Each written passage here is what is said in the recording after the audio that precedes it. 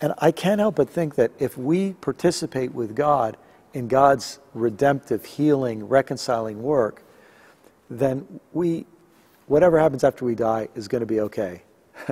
But if we become so preoccupied with, our own little eternal outcome, so that we don't care about what God's doing in this world, we don't join in it, well, that could be pretty counterproductive.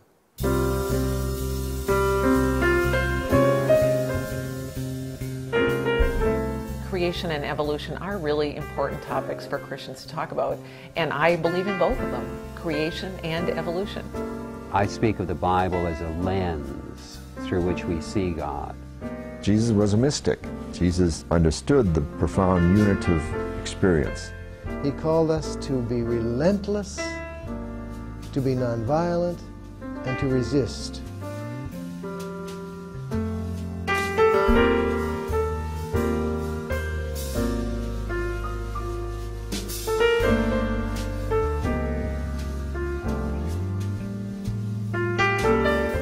The Christian life is a journey, and people ought to enjoy the journey. The people that think they've arrived are the ones that always get us in trouble. And it seems the further along I get, the less I know. And I've been in church all my life.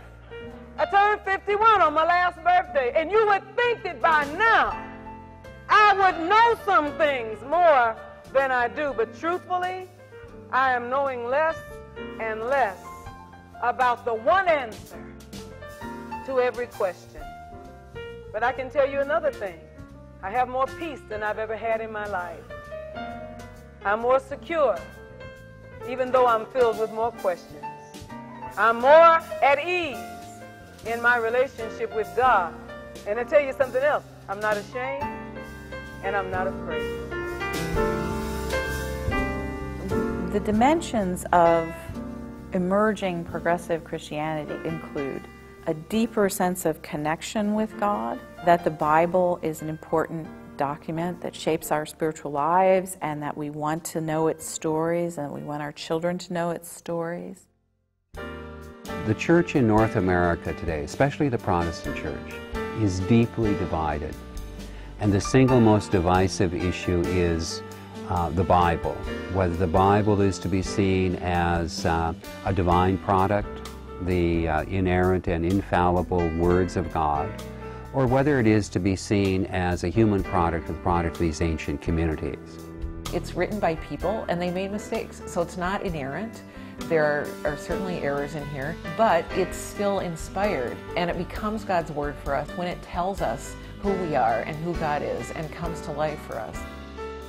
The Bible is an act of faithful imagination.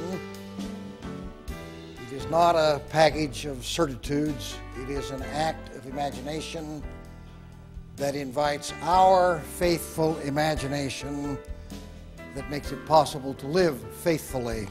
My theology began to evolve to the point at which I realized that it is God's will that we are the arms and the hands and the heart of Jesus in the earth, that justice work is very close to the heart of God. I've come to discover the reason Jesus was a threat to both Rome and the religious hierarchy of the day.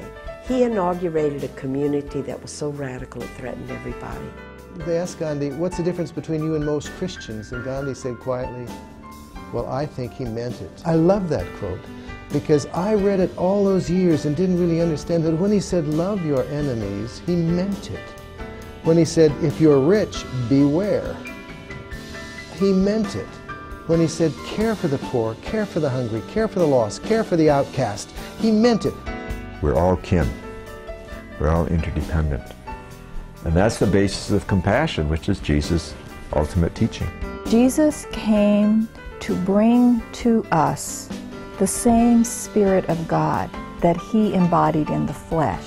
As Athanasius says, he became human so we might become divine.